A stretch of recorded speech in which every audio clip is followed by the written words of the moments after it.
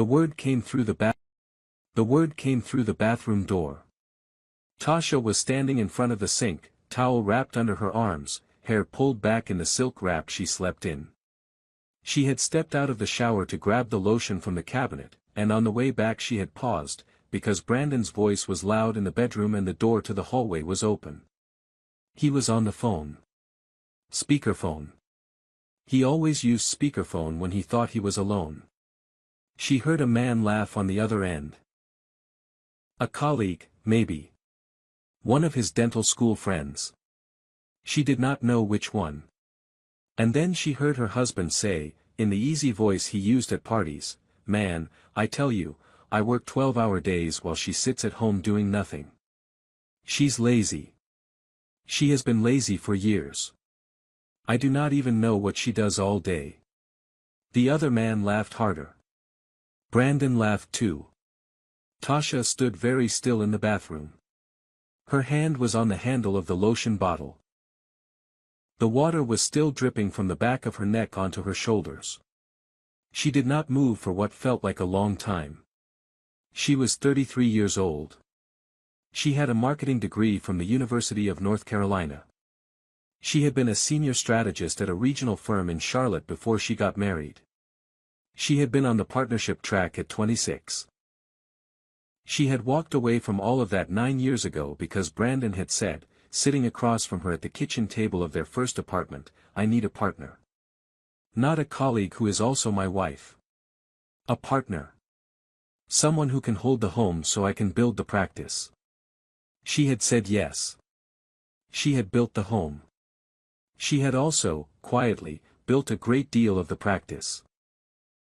She was the one who had set up the books for Hollis Family Dental in its first year, when they could not afford an accountant.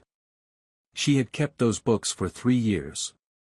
She still reviewed the quarterly numbers and flagged what needed correcting. She had designed the patient intake forms. She had written the first version of the website. She had built the social media accounts that pulled in their best clients. She had answered phones from her kitchen table with their daughter Naomi sleeping in the bouncer beside her, scheduling appointments while she folded laundry. She had also raised their daughter, who was now 7 and reading books 2 grades above her level. She had taken Brandon's mother to her cardiology appointments every 6 weeks for the past 4 years because Brandon's schedule did not allow it. She had, the previous Sunday, spent 4 hours reviewing Brandon's practice expenses for the third quarter and had found 3 coding errors that would have cost him $11,000 at tax time. She did not know, in that moment in the bathroom, what she was going to do. She just knew that she was no longer going to do nothing. She finished drying her shoulders. She put on the lotion the way she always did. She wrapped the towel tighter, opened the door, and walked into the bedroom in the same calm way she walked through every room of her own house. Brandon was sitting on the edge of the bed putting on his socks. The phone was face down on the nightstand. The call had ended. He looked up at her and smiled. "Morning, baby," he said. "Morning," she said. She went to the closet. She picked out the soft blue dress she had bought herself for her birthday last year. She had not worn it yet. She had been saving it for an occasion that never seemed to come. This morning, she decided, was occasion enough. She got dressed. She did her hair in the mirror. She put on the silver earrings her mother had given her on her 30th birthday. She moved with the same ease she always did, and Brandon, who was now buttoning his shirt, did not look up at her once.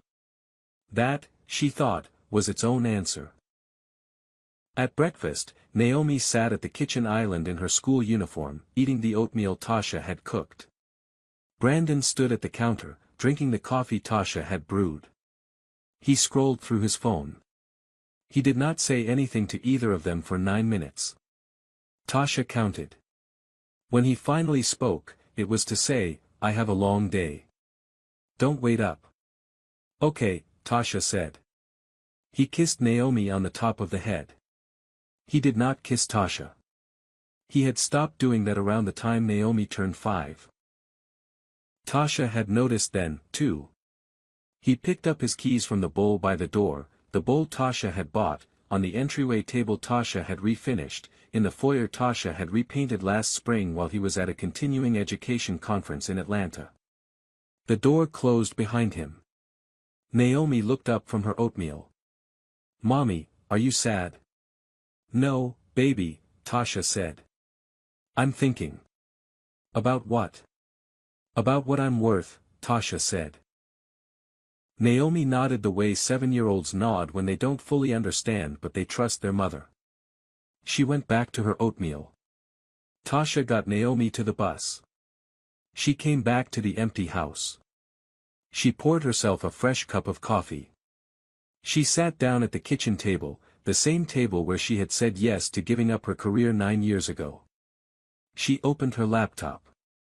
She started a new spreadsheet. She named it Ledger.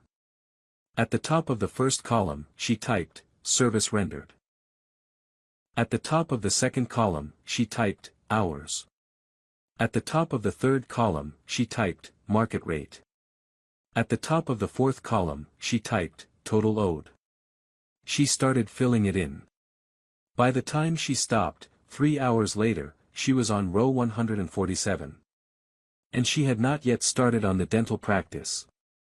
Tasha did not tell Brandon about the spreadsheet. She did not tell anyone yet, except her mother, and even with Constance she gave only the outline.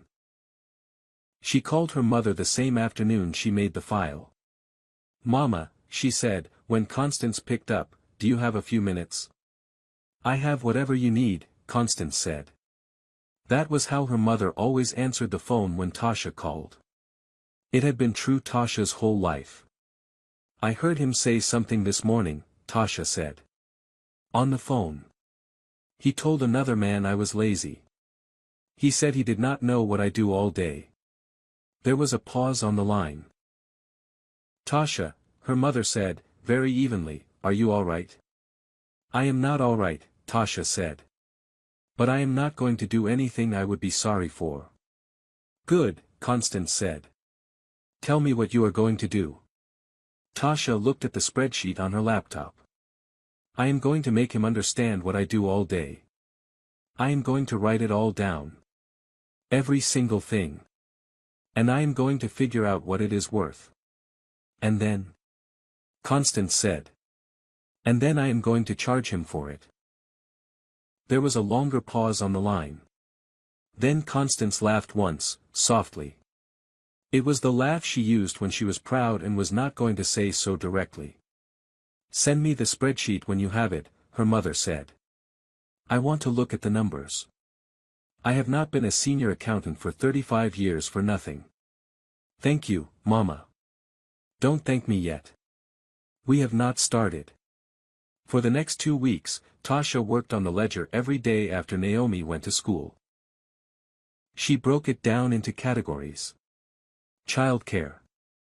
She had been the primary caregiver for Naomi from birth. She calculated the going rate for full-time nanny care in Charlotte at $22 an hour.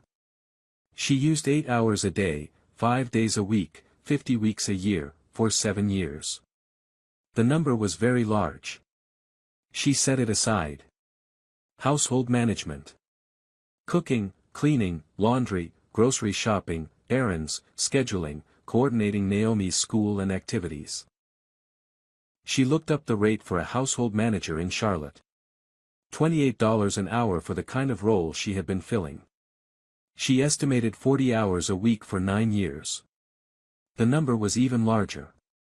Practice support. This was the section that took the longest.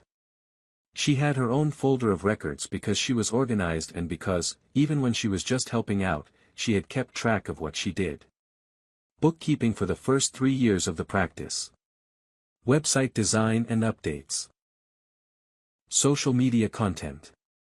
Patient intake forms. Marketing campaigns. Quarterly financial review. Insurance paperwork in the early years before they hired a billing specialist. Accompaniment to 2 early business loan meetings. Tax preparation support every spring. She found her rate cards from her last year at the marketing firm. She had been billing $140 an hour as a senior strategist. She used that number for the practice support hours. Elder care. Driving Brandon's mother to her appointments.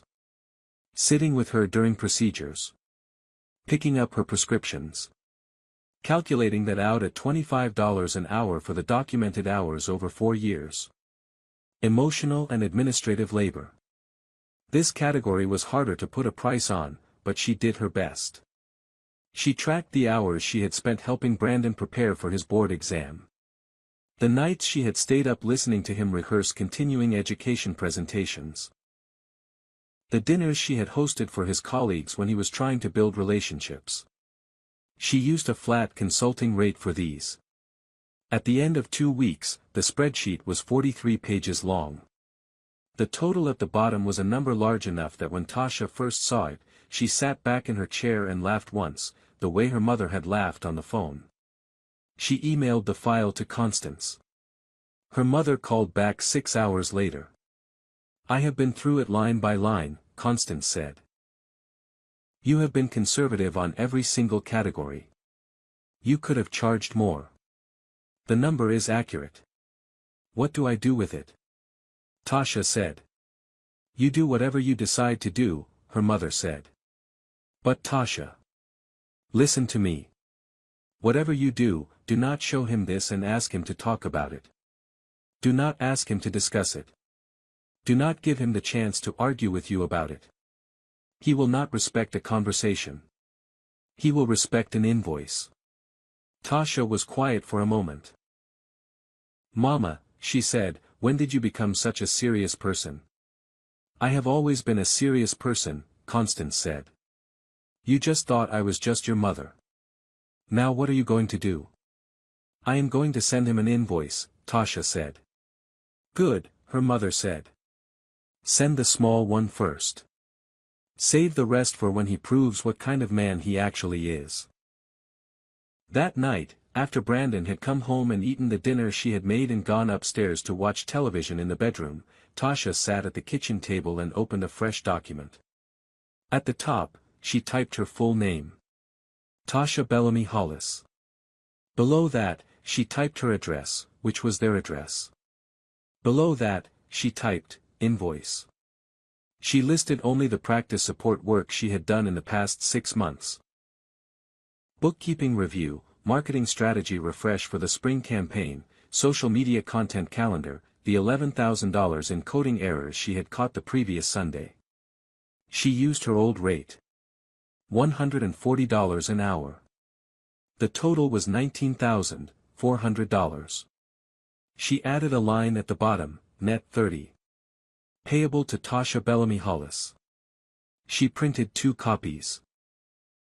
She put one in a manila envelope on the kitchen island, where Brandon would see it when he came down for breakfast. She kept the other one for herself. Brandon found the envelope at 7 the next morning. Tasha was at the stove making eggs for Naomi. Naomi was at the table coloring. Brandon walked into the kitchen in his work shirt and slacks, kissed Naomi on the head, and reached for the coffee pot. Then he saw the envelope. He picked it up. He turned it over. There was no writing on the outside. He opened it. Tasha did not turn around. She kept her eyes on the eggs. But she could see his reflection faintly in the glass of the cabinet door above the stove, and she watched his face without him knowing she was watching. He read the first page. His face went still in the way faces do when someone is trying to figure out if a joke is being made. He flipped to the second page. There was no second page. He flipped back. "Tasha," he said. "Yes," she said, calm. "What is this?" "It's an invoice," she said. She slid the eggs onto a plate. She buttered Naomi's toast. She set the plate down in front of Naomi. "I can see that," Brandon said. His voice was beginning to climb. He looked at Naomi and his voice came back down. "Can we talk in the other room?" "After Naomi goes to school," Tasha said. "She has 15 minutes to eat. Don't rush her." He stood there holding the invoice. Naomi looked up from her toast. "Mommy, is that an invoice for the dentist?" Naomi asked. "Something like that, baby," Tasha said. Brandon went out into the hallway. Tasha heard him exhale hard. She heard him pace once. Then he came back into the kitchen and sat down at the island and waited.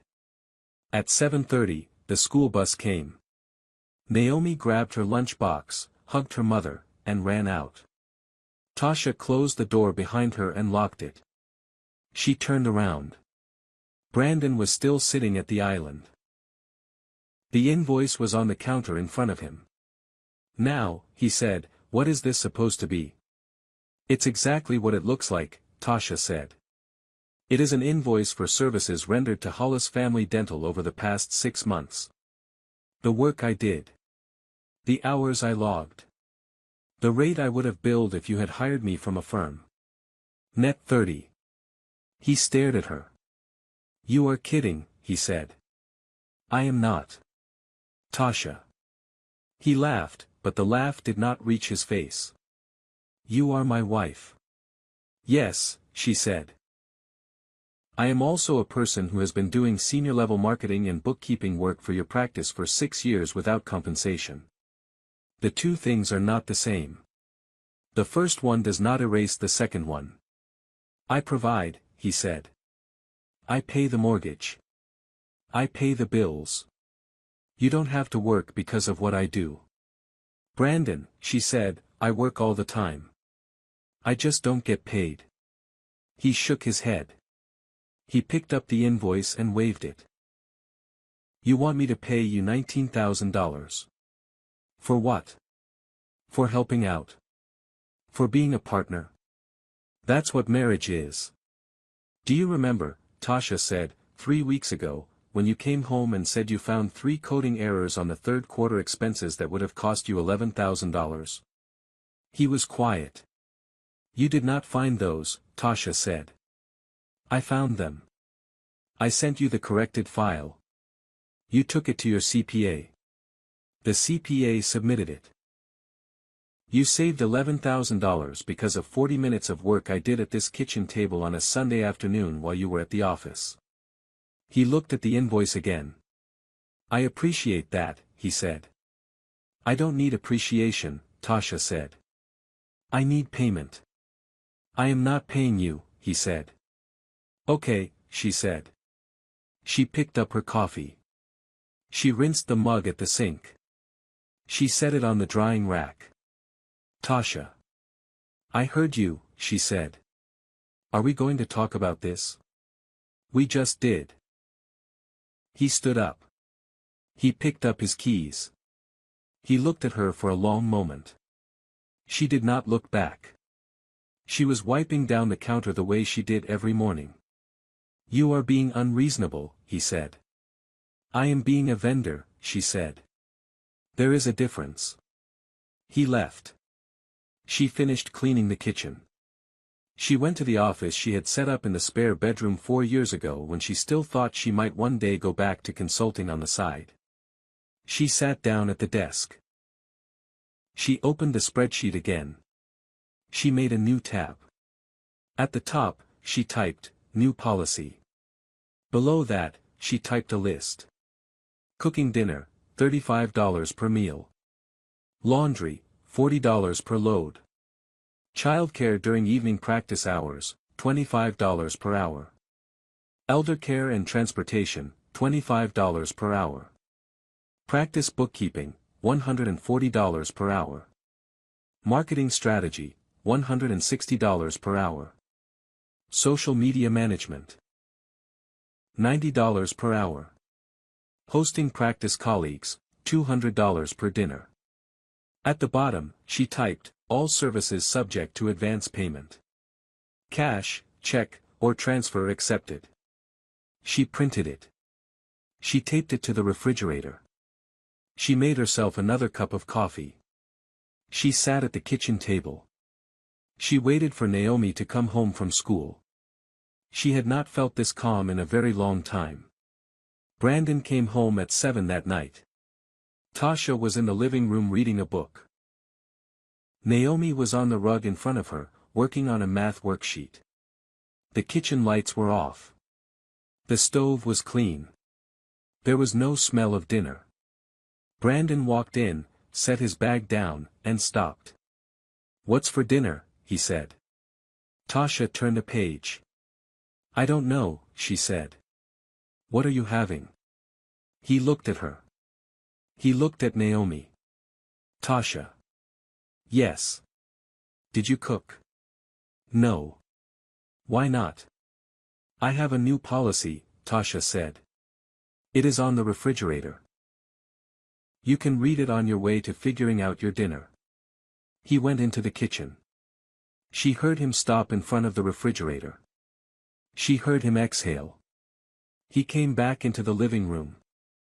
"You are charging me to make dinner," he said. "I am charging you to make your dinner," Tasha said. "Naomi has already eaten. I made her chicken and rice at 6. She is my child. Children eat for free." He stood there holding his car keys. "I had a 14-hour day," he said. "I know," Tasha said. "And you are not going to feed me." "I am happy to feed you," Tasha said. "The price is on the door." He looked at her for a long moment. Then he turned around, walked back to the kitchen, opened the refrigerator, and took out the leftover rotisserie chicken from the night before. He stood at the counter and ate it standing up, off a paper plate. He did not speak to her for the rest of the evening. Tasha did not mind. The next morning, the laundry hamper in their bedroom was full. Brandon's work shirts were wrinkled. He held one up and looked at her. "Tasha." "I see it," she said. "Are you washing these?" $40 a load," she said. "It's on the door." He left for work in a wrinkled shirt. That afternoon, Brandon's mother called the house phone. She had a cardiology appointment the following Tuesday. She wanted to confirm that Tasha would be picking her up at 9. "Mama Hollis," Tasha said gently, "I am not going to be available next Tuesday. You will need to make other arrangements." There was a long silence on the line. "Did Brandon tell you?" Mama Hollis said. "Tell me what?" "I called him last night. I told him I needed someone to take me. He said you would do it." "I see," Tasha said. "I will call him and we will sort it out. But I am not the answer for Tuesday. I have other commitments." "Are you all right, Tasha?"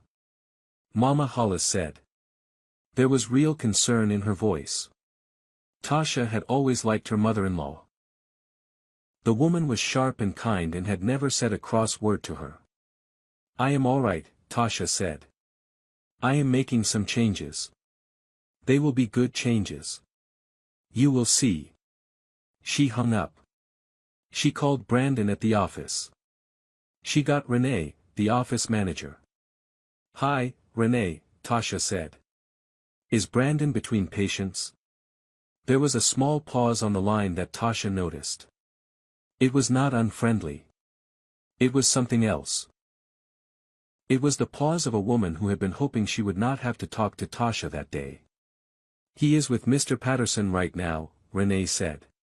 "Can I take a message? Tell him his mother needs a ride to her appointment Tuesday at 9. I am not available. He will need to either drive her himself or hire a service." Another pause. "Sure," Renee said. "I will pass that along." "Thank you, Renee," Tasha said. She kept her voice even. "Have a good day." She hung up. She looked at the phone for a moment. That pause had told her something. She wrote it down. Brandon came home at 8 that night. He was already speaking before he was through the door. "You called the office," he said. "I did. You told Renee my mother needs a ride." "I did." "Tasha. Why would you put that on her? It is humiliating." Tasha closed her book. She set it on the side table.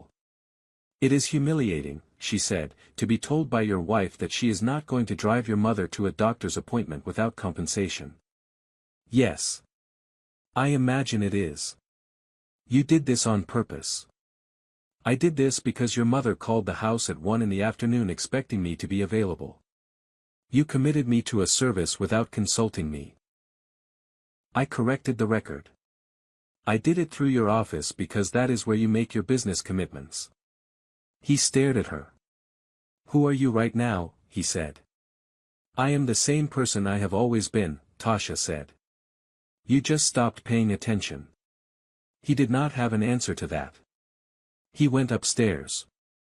That night, after Brandon was asleep, Tasha sat on the edge of Naomi's bed and watched her daughter breathe. Naomi had fallen asleep with her hand under her cheek. Her hair was in two neat braids that Tasha had done before bed. Tasha thought about her own mother. She thought about Constance saying, "Do not give him the chance to argue." She thought about how easy it would have been, even 6 months ago, to soften, to apologize, to make him dinner anyway. She did not feel any pull to do that anymore. She kissed Naomi's forehead and went to bed in the guest room. She had moved her things there that afternoon. Brandon had not yet noticed. He noticed in the morning. He stood in the doorway of the guest room. Tasha. Yes. What are you doing? Sleeping. Why are you in the guest room? Because I am not your wife in the way you have been treating me, she said. I am your business partner with a contract to renegotiate. Business partners do not share beds. He stood there for a moment. He did not have anywhere to go with that. He turned around and went downstairs. Tasha lay back against the pillow. She picked up her phone. She opened her contacts. She scrolled to the name she had been thinking about for 2 days. Gerald Pruitt. She did not call him yet. She would. But not yet. First, she had a few more things to put in order. Without Tasha quietly handling the back end of the practice, things at Hollis Family Dental began to slip in ways that were not yet visible to patients but were very visible to anyone reading the books. Tasha had stopped doing the quarterly bookkeeping review the day she taped the policy to the refrigerator. She had stopped logging into the practice management software. She had stopped reviewing the insurance reconciliation reports. She had stopped sending Brandon the corrected expense codes every Sunday afternoon. For 2 weeks, Brandon did not seem to realize anything had changed. He came home, complained about the day, ate the dinners he was now reheating himself, and slept upstairs. He had not paid the invoice. He had not acknowledged the policy. He was, Tasha thought, treating the whole thing like a tantrum he could outwait. He was wrong. But he did not know that yet. The first sign that the practice was starting to drift came on a Thursday afternoon, when Brandon called the house at 3 and asked her if she could come in for an hour. For what? Tasha said. Renee is having trouble with the insurance batch for last month. She said you used to handle this. I did used to handle this, Tasha said. My rate for insurance reconciliation is $140 an hour, 2-hour minimum, payable in advance. I can be there in an hour if you Venmo me first. He hung up. He did not call back. That was fine with Tasha. She had her own work to do. She had begun, very quietly, to pay attention to the practice in a different way. She had access to the practice's online financial portal because she had set it up. Brandon had never bothered to change the access permissions. He had probably forgotten she had a login. She did not log in to interfere. She logged in to watch. What she saw, over the course of 2 weeks, told her several things. Renee was not handling the bookkeeping at the level Brandon needed. The expense coding was inconsistent. There were duplicate entries from the previous month that had not been flagged. The patient receivables were behind by almost 3 weeks. More importantly, there were several entries that did not make sense to Tasha at first. A payment to a vendor she did not recognize. A second payment to the same vendor a week later. A withdrawal coded as office supplies that was 3 times what office supplies usually cost. She did not jump to conclusions. She wrote it all down. She kept watching. She also called Imani. Imani Whitfield had been Tasha's roommate freshman year at UNC. They had stayed best friends through everything. Imani was now a family attorney with her own practice in Charlotte. Tasha had not yet told her what was happening because she had wanted to put the pieces together on her own first. Imani picked up on the first ring. "Tell me everything," Imani said. "How do you know there is something to tell? You do not call me on a Tuesday at 11 in the morning unless something is happening.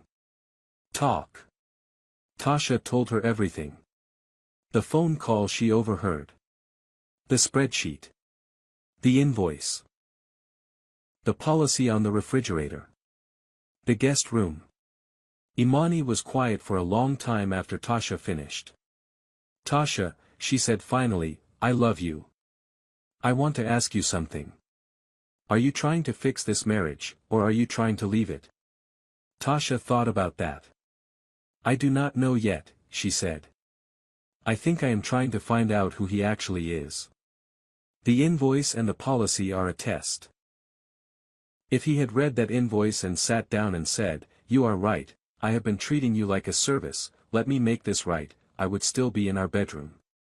He did not. He laughed. He hung up on me when I asked to be paid for work I have already done. He has not asked me one question about how I am. So what is the test telling you?" Imani said. "That I have my answer." "Then I want to start a file," Imani said. "I am not going to do anything with it yet. But I want it ready. Send me the spreadsheet. Send me everything you have. Send me bank records, the practice paperwork, the marriage license, the deed on the house, all of it. We are going to put this in a folder and we are going to wait until you tell me to do something with it." "Imani," Tasha said. "Thank you. Thank me when we are done," Imani said. "And Tasha. One more thing. I want you to start paying attention to the office manager." Tasha was quiet. "Tell me what you are seeing," Imani said. "Nothing I can prove," Tasha said. "But there is a thing in her voice when I call. There is a thing in his calendar when I look at it.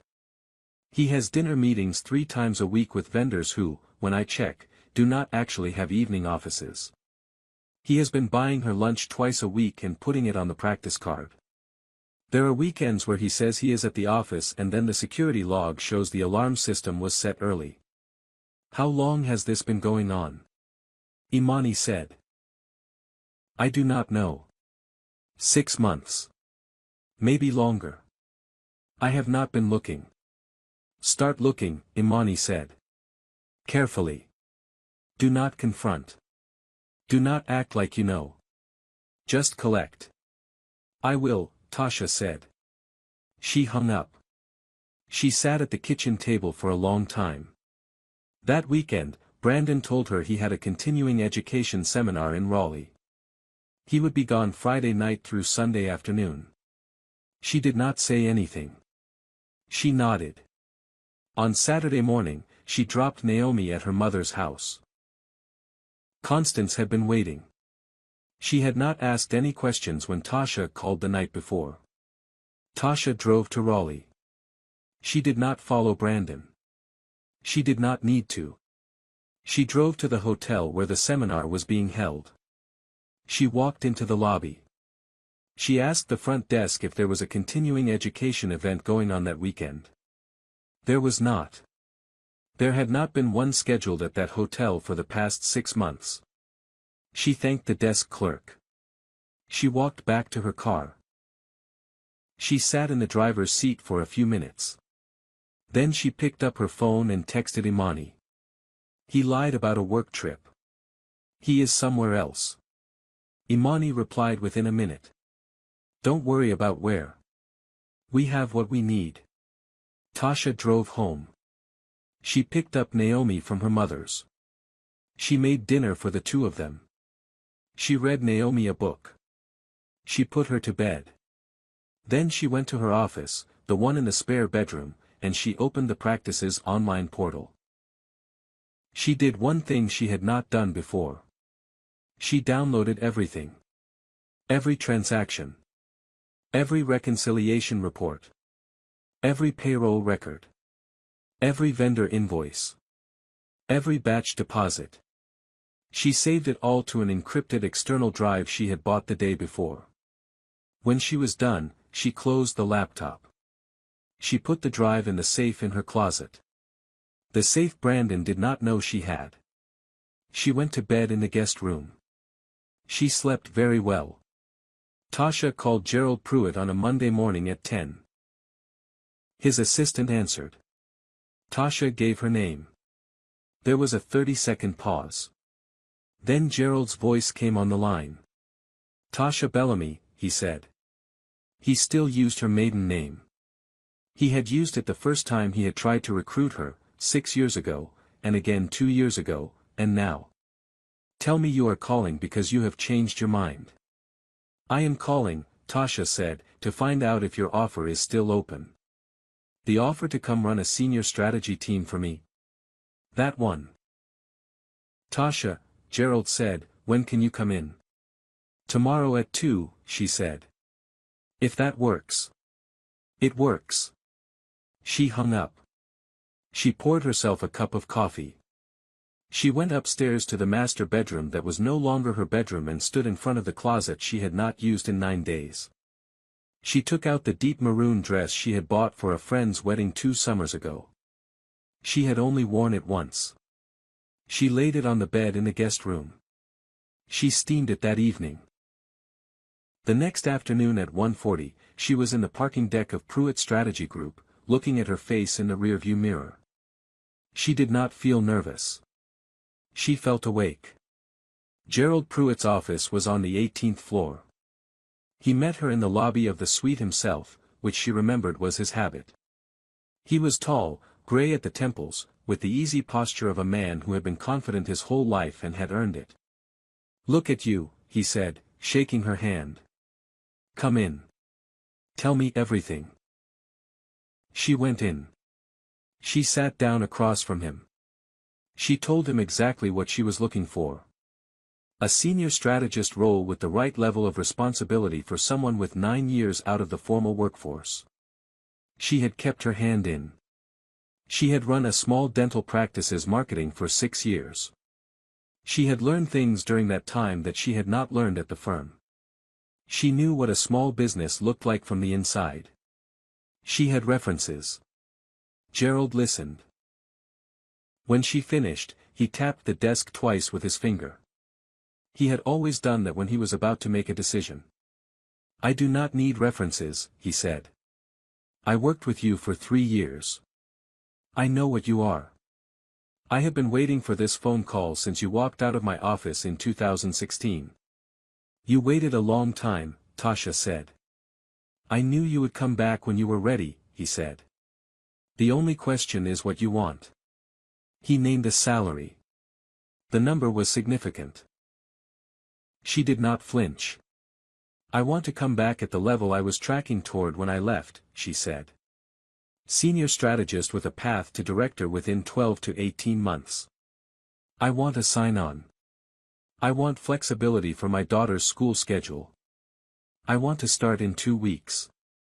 He smiled. Done, he said. On all of it.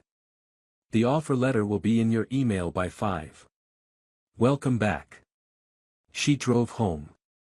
She did not tell Brandon. She did not tell anyone except her mother and Imani. Constance, when Tasha called her, said only one thing. Now we are moving, her mother said. Yes, Mama, Tasha said. Now we are moving. Tasha started at Pruitt Strategy Group 2 weeks later. The first week she came home at 5:30 and Brandon was still at the practice. He did not notice anything different. He walked in the door, complained about a patient, ate the dinner he had picked up on the way home, and went upstairs. On Friday of that first week, he stopped in the kitchen. You bought a new bag, he said. I did, Tasha said. She was at the kitchen table reading over a client brief. It is nice. Thank you. He looked at the brief. What is that? Work, Tasha said. Work for what? I went back to Pruitt last week, Tasha said. He stared at her. You did what? I went back to work. I am a senior strategist. I started 2 weeks ago. Without telling me. I told my mother. I told my best friend. I told my employer. I did not see a reason to tell you, because we have not had a real conversation in 6 weeks. He sat down at the island. He looked at the brief on the table. He looked at the bag on the back of the chair. He looked at his wife. Tasha, he said. I do not understand what is happening. I know, she said. That is the problem. He started to say something. He stopped. He started again. Are you trying to make me jealous? She put her pen down. Brandon, she said, I am not doing any of this for you. I have not done anything for you in 2 months. I am doing this for me. The fact that you are noticing now is not the same as it being about you. He sat there. Are we okay? He said. No, she said. We have not been okay for a long time. You only just started realizing it. He did not respond. That weekend, he was home for the first time in 3 weekends. He spent most of Saturday in his home office on the phone. Tasha could hear his voice rising periodically through the closed door. She did not try to listen. She did not need to. On Sunday morning, she took Naomi to brunch with Constance. The three of them sat in a window booth at a place near her mother's house. Naomi ordered pancakes shaped like a bear. Constance had her usual omelette. Tasha had eggs Benedict and felt, for the first time in a year, like she was sitting in her own life. Mommy, Naomi said, halfway through her pancakes, why is Daddy at the house alone all the time now? Constance looked at Tasha. She did not say anything. Daddy is busy with work, baby, Tasha said. He has a lot to figure out. Are we going to live with him forever? Naomi said. Tasha looked at her daughter. I do not know yet, baby, she said. But whatever happens, you and I are going to be together. That is a promise. Okay, Naomi said. She went back to her pancake. Constance reached across the table and squeezed Tasha's hand once. Mama, Tasha said quietly, I think I am going to need Imani sooner than I thought. I think so too, her mother said. The letter from the Internal Revenue Service arrived on a Wednesday in October. Tasha was at work when it came. The mail carrier left it on the front step in a thick envelope with the IRS return address printed in blue. Brandon found it when he got home at 6. He texted Tasha at 6:04. The text said only, we have a problem. Call me. Tasha was at her desk at Pruitt. She finished the paragraph she was writing. She closed her laptop. She walked down the hall to the corner office where Gerald was reviewing slides with one of the junior strategists. She tapped on the door. Gerald, she said, I need to leave a little early today. Family situation. Take the car service, Gerald said. On the firm. She did not argue. He had been watching her get used to the pace of senior work, and he had decided, without saying so, that she had earned a few favors. She nodded and went to get her coat. She did not call Brandon back from the car. She let him sit with it. When she walked into the house at 7:15, Naomi was in the den watching a show on her tablet. Brandon was at the kitchen island with the IRS letter open in front of him, and a glass of bourbon beside it. Hey, baby, Tasha said to Naomi. She kissed her on the head. She walked into the kitchen. Brandon looked up. They are auditing the practice, he said. 3 years of returns. They flagged inconsistencies in the expense reporting and the payroll filings. I see, Tasha said. I do not understand how this happened, he said. My CPA has been doing my taxes for 6 years. Your CPA has been doing the filings off the records you provide him, Tasha said. For 3 years, those records were reviewed by me before they went to him. I caught the errors before they got to his desk. He looked at her. For the last 6 months, she said, no one has been doing that review. He was quiet. And before that, she said, I want you to ask Renee if she has been making any adjustments to the practice's expense codes that you do not know about. He did not say anything. Brandon, she said, I am not bringing this up to fight. I am telling you what I see. The records I downloaded from the portal show that there have been multiple irregular payments to vendors I cannot trace. Your office manager has had primary access to that account for almost a year. The IRS letter is going to want explanations. You are going to need to provide them. He picked up the bourbon. He set it back down without drinking. You downloaded the records, he said. I did. Why? Because I have been doing your books for 6 years, she said. And when I noticed something was wrong, I made a copy. That is what bookkeepers do. He stared at the letter. Tasha, he said, I need help. I imagine you do. Will you look at it? She did not answer right away. Brandon, she said, I will look at it. But I am not doing this for free, and I am not doing it as your wife. I am doing it as a contractor. My rate is $160 an hour. I will need a retainer of $5,000 before I open a single file. And you will need to give me full access to the practice records and to your office manager's communications without interference. He took a long breath. Tasha. Those are my terms, she said. You can take them or you can hire someone else.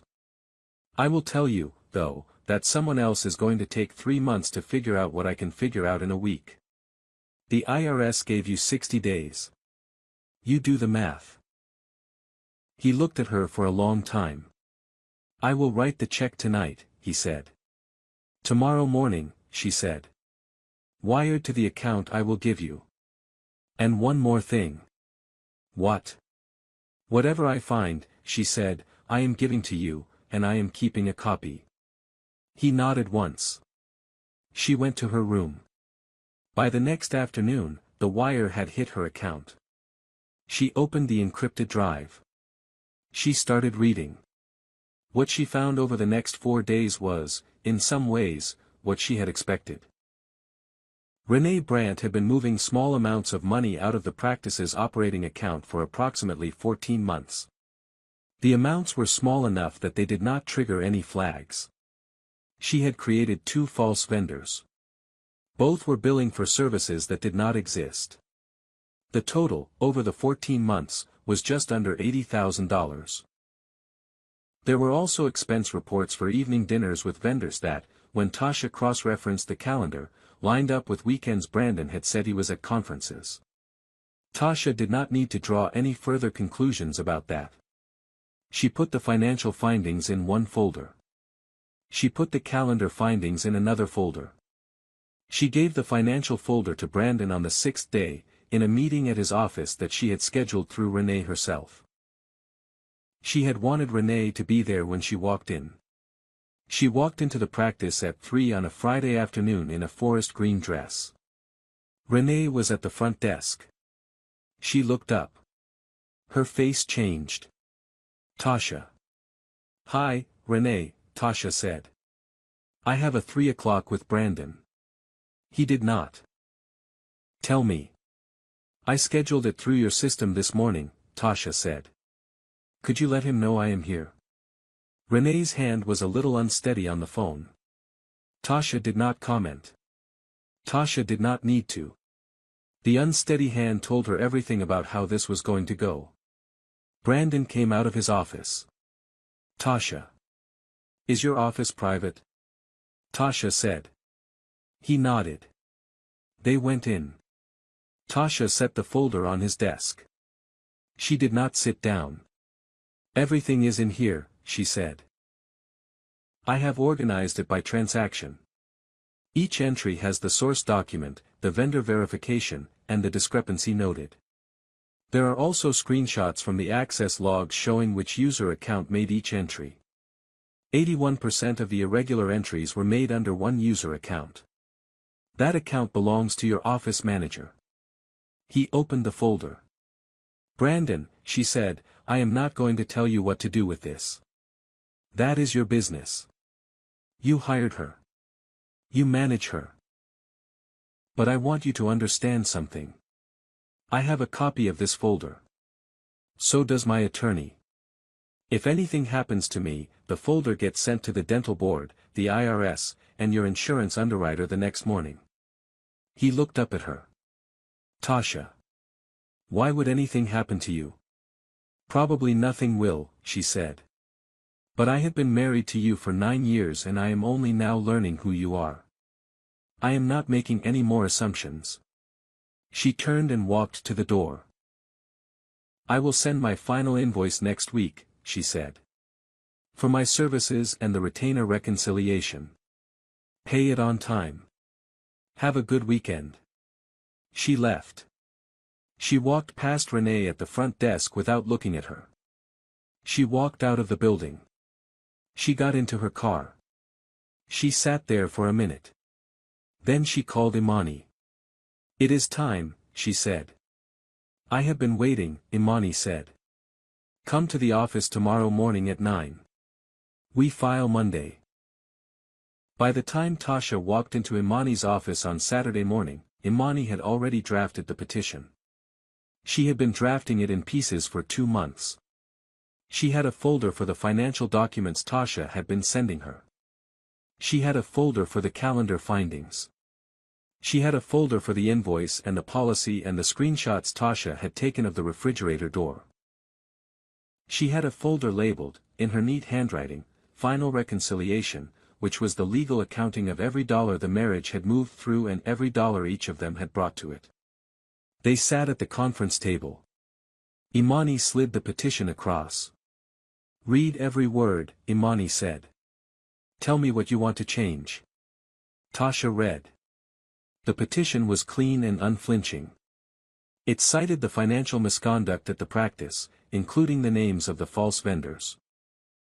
It cited the documented expense pattern that suggested marital infidelity.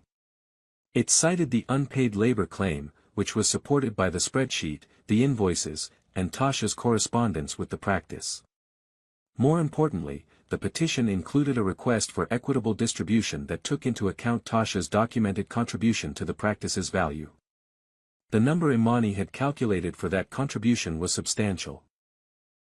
It was based on the bookkeeping work, the marketing strategy, the website, the patient acquisition campaigns, and the early years when Tasha had effectively run the back office. This is good, Tasha said. 2 changes. Tell me. Custody. I want primary physical, but I want him to have visitation. He is her father. He has not done well by me. He has not been a bad father. Naomi loves him. I do not want to take that from her. I want shared decision-making on her education and her medical care. I want primary residence with me. Done, Imani said. I will redraft that section. What is the second? I do not want spousal support, Tasha said. Imani looked up. Tasha.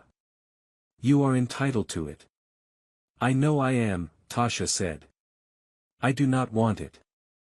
I want what I am owed for the work I did. The unpaid labor claim. The contribution to the practice value. I want my share of the marital assets cleanly divided. I do not want a check from him every month for the next 3 years. I do not want any tie to him after this is done. Imani nodded slowly. I respect that, she said. I want you to think about it for 48 hours before we file. The number we are going for on the practice contribution is significant enough that you do not need the spousal support. But I want to make sure you have thought it through. I have thought it through, Tasha said. But I will give it the weekend. They worked for 3 more hours. They went through every section. By the time Tasha left Imani's office at 1 in the afternoon, the petition was ready to file Monday. Tasha drove home. Brandon's car was in the driveway. He was supposed to be at the practice. She had checked the calendar that morning. He had a full Saturday booked. She walked in. Brandon was sitting at the kitchen island. His head was in his hands. The folder she had given him on Friday was open in front of him. There were papers spread across the counter. He looked up when she walked in. His face was different. It was not the face she had been seeing for the past 2 months. It was older. It was tired. "I fired her this morning," he said. Tasha set her bag down. "I called the police, too," he said. "My attorney is filing a report on Monday. The insurance company is sending an adjuster on Tuesday." "Good," Tasha said. "Tasha." "Yes. I want to talk." She sat down on the stool across from him. She did not take off her coat. "I am listening."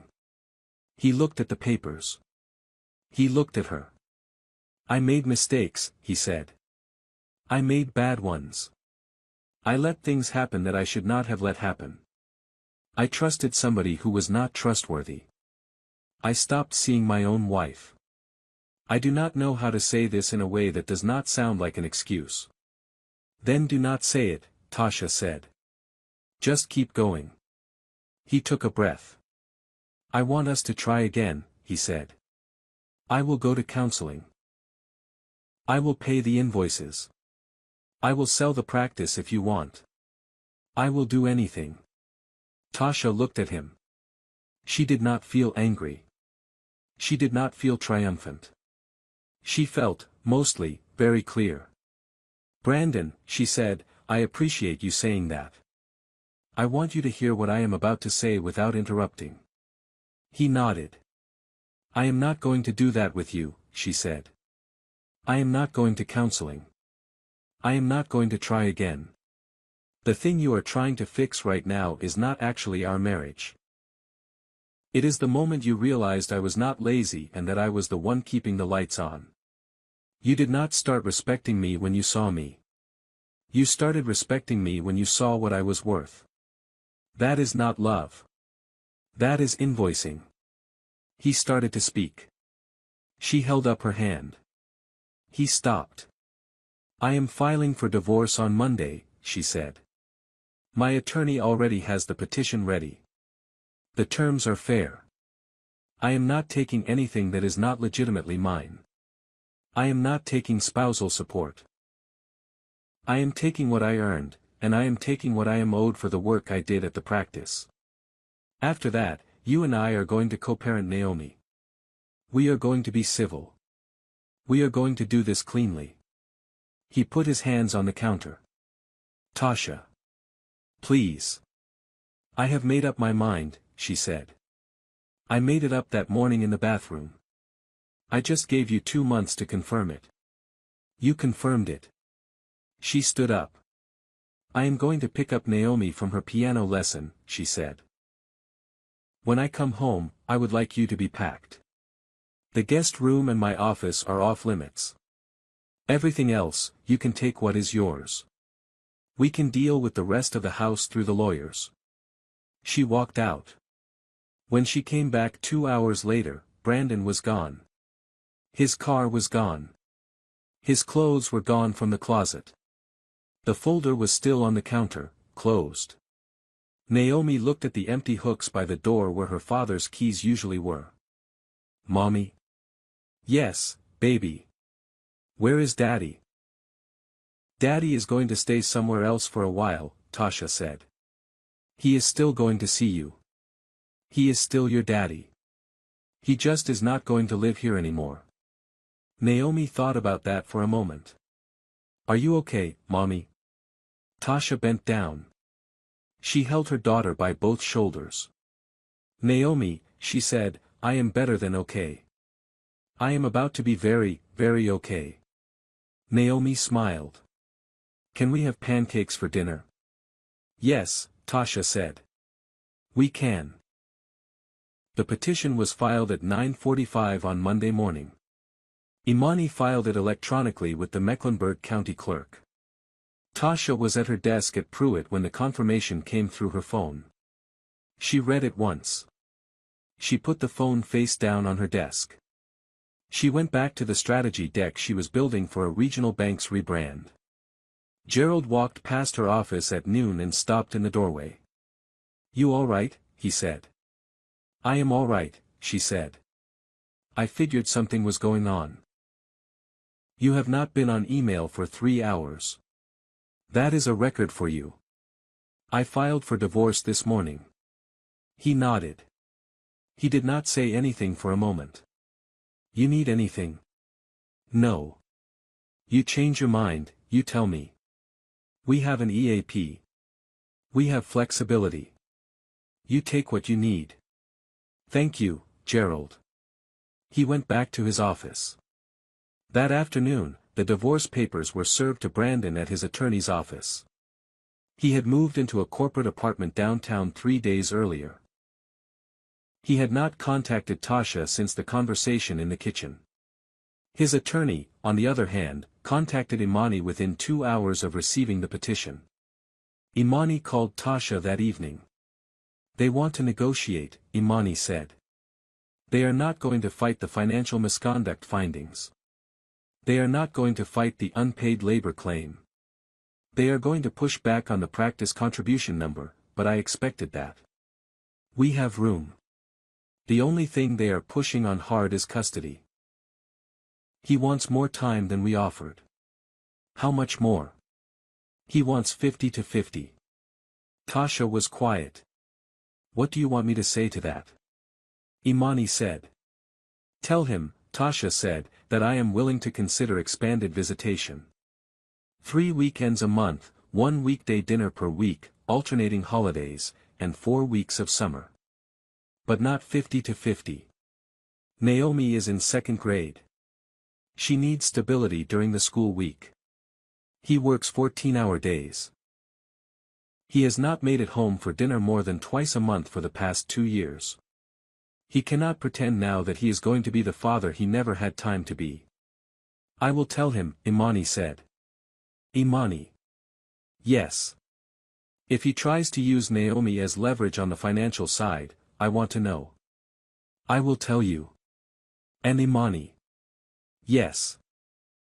Tell his attorney that if he says one word in a court filing about my mental state, my parenting, or my fitness as a mother, I will release the calendar findings to the dental board on the same afternoon.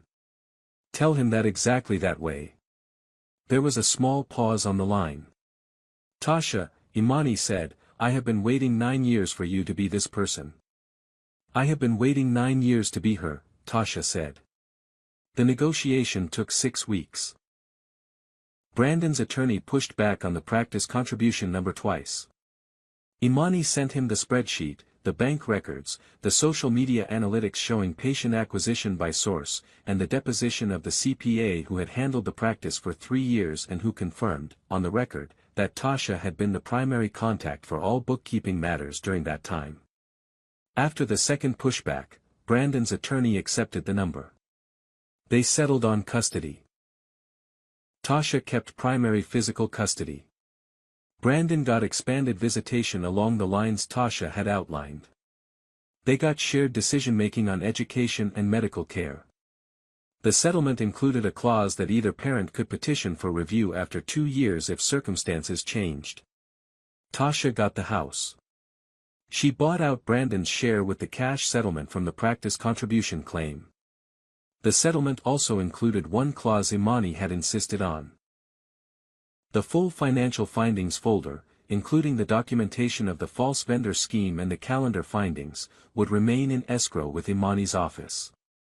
If Brandon violated the custody arrangement or made disparaging public statements about Tasha, the folder would be released to the dental board, the insurance carrier, and the IRS. Brandon signed. The divorce was finalized on a Friday in mid-December. Tasha and Imani went out for dinner that night. Constance came too. They sat at a window booth at a steakhouse downtown. Tasha had a glass of red wine. Constance had a martini. Imani had a bourbon, neat. To my daughter, Constance said, raising her glass. To my friend, Imani said. Tasha did not raise her glass. She looked at the two of them. I want to say one thing, she said. I did not do this myself. I want you both to know that. The day I heard him on that phone, I went into the kitchen and I sat there and I called my mother. And then I called my best friend. And both of you said, we have got you. You have not flinched once. I do not know how I got two people in my life like that. But I know I would not be sitting here without either of you. Constance's eyes were bright. Imani took Tasha's hand across the table. You stood up, Imani said. We just held the floor steady. The standing was you. To standing, Constance said. They drank. On the way home, Tasha stopped at a stoplight on Tryon Street. The Christmas lights were up along the storefronts. The sidewalks were full of people. She rolled down her window for a moment to feel the cold air on her face.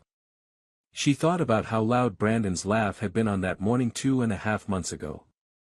She thought about how small she had felt in the bathroom that day, with the towel around her shoulders, listening to a man tell another man that she was nothing. She thought about how she felt now, driving home in a clean car, in a coat she had bought herself, to a house that was now hers, where her daughter was asleep upstairs, with a job and a mother and a friend and a name on a divorce decree that read, Tasha Bellamy. She had taken her name back, too. She drove home. She did not look back. The Charlotte Women in Business Summit was held the following October at the Convention Center downtown. It was the largest professional gathering of its kind in the region. Felicia Carson, who had founded the council that ran it, had been Tasha's mentor in her first job out of college. Felicia had reached out in August. I want you to give the keynote, she had said. Felicia. I have been back at work for less than a year. You have been back at work for less than a year, Felicia said, and you have already led a regional bank rebrand, brought in 3 new clients, been promoted to director, and become the talk of every woman in this city who knows what you walked out of. I want you to tell that story. The whole story. Not the slide deck version. The real one. Tasha had thought about it for 2 weeks. She had asked Constance. I think you should do it, her mother had said. Some women in that room are sitting in a bathroom right now, listening to a phone call.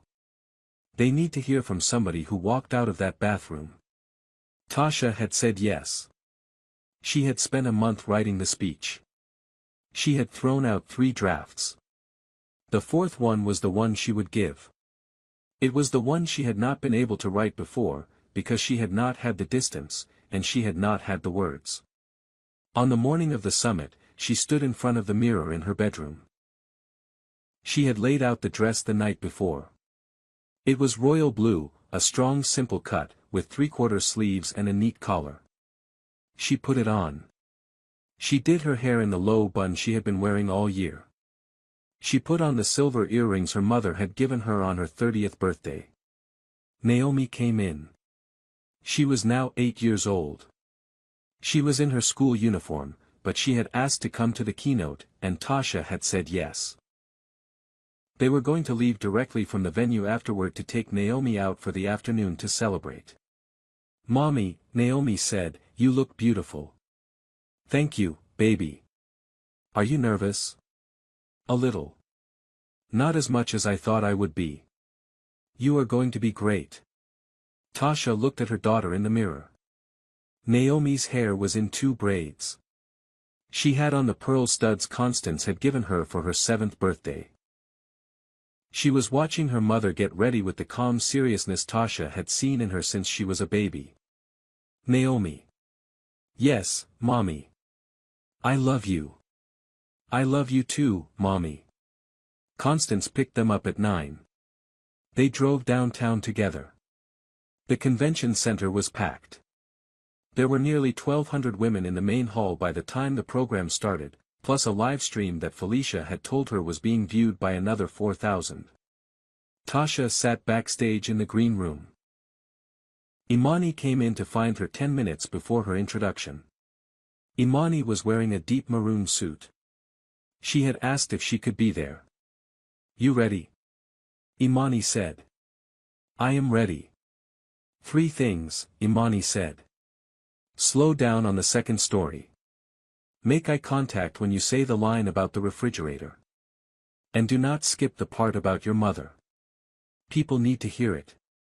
"Yes, counselor." Imani hugged her once. Then she went out to find her seat. Felicia was on stage doing the introduction. Tasha could hear her voice through the wings. "The speaker we are about to bring up," Felicia was saying, "is a woman who, 1 year ago, walked out of a marriage in which she had been told she was lazy.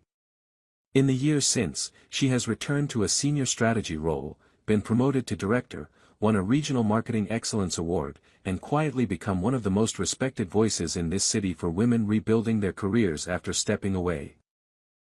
She is also my friend, and one of the smartest people I have ever known. Please welcome to the stage, Tasha Bellamy." The room stood up. Tasha walked out. She did not rush. She walked the way her mother had taught her, with her shoulders back and her chin level. She walked across the stage to the lectern. She set her notes down. She looked out at the room. There were women in the front row in business suits. There were women in the back row in scrubs. There were women sitting beside daughters they had brought to see this. There was Constance in the third row, with Naomi in the seat beside her.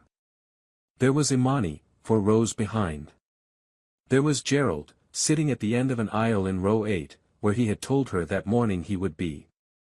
And in the very last row, on the far left side, half hidden but visible if you knew where to look, was Brandon. Tasha had not invited him.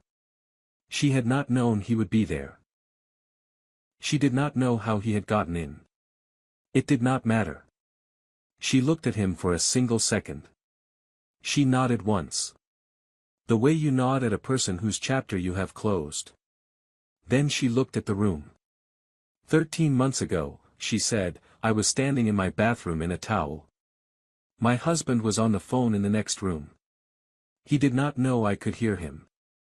He told another man that I was lazy. He said he did not know what I did all day. The room was completely quiet. I want to tell you what I did all day, she said. She told them. She told them about the spreadsheet. She told them about the invoice. She told them about the policy on the refrigerator. She told them, with Imani's eye contact in row 4, about the morning she taped it up. She told them about her mother on the phone, saying, do not give him the chance to argue. She told them about going back to work. She told them about the audit. She told them, without naming names, about the office manager. She told them about the morning she filed.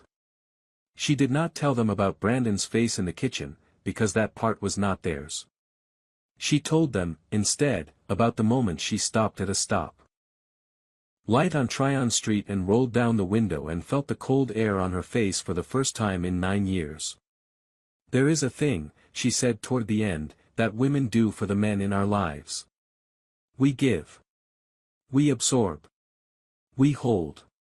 We make ourselves small enough to fit into the spaces left for us. We do this, often, with love. We do this because we believe it is what partnership requires. I am here to tell you, she said, that partnership does not require you to disappear. Partnership does not require you to be free labor. Partnership does not require you to be told you are lazy by the man whose practice you helped build, whose mother you drove to the doctor, whose home you ran without thanks. Partnership is a word people use to describe what they want from you, when what they actually want is service. She paused. She looked at Naomi. Naomi was watching her with the same calm seriousness she had been watching her with that morning. I have a daughter, Tasha said. She is 8 years old. She is sitting in the third row. She watched me, all year, do something I had never done. She watched me say no. She watched me set a price. She watched me walk out and walk back in on my own terms. I want her to remember, Tasha said, that the women in her life did not make themselves small.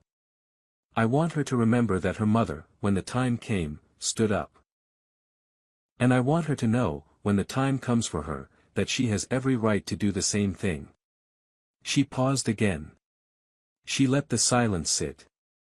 You are not lazy, she said. You are not invisible. You are not free. The work you do has a value, and the people who refuse to see that value are not entitled to it. She closed her notes. Thank you, she said. The room stood up. It stood up before she had finished her last word, and it stayed standing while she gathered her papers. She looked out at it. She looked at her mother. She looked at her daughter. She looked at her friend. She looked at the man in the back row who had begun to stand up too, slowly, because he could not help himself, before he caught himself and sat back down. She walked off the stage. In the wings, Naomi was waiting for her. Constance had walked her up during the standing ovation. Naomi held out her hand. Tasha took it. They walked down the corridor to the side exit. Constance was just ahead of them, holding the door open. Outside, the sun was bright on the sidewalk.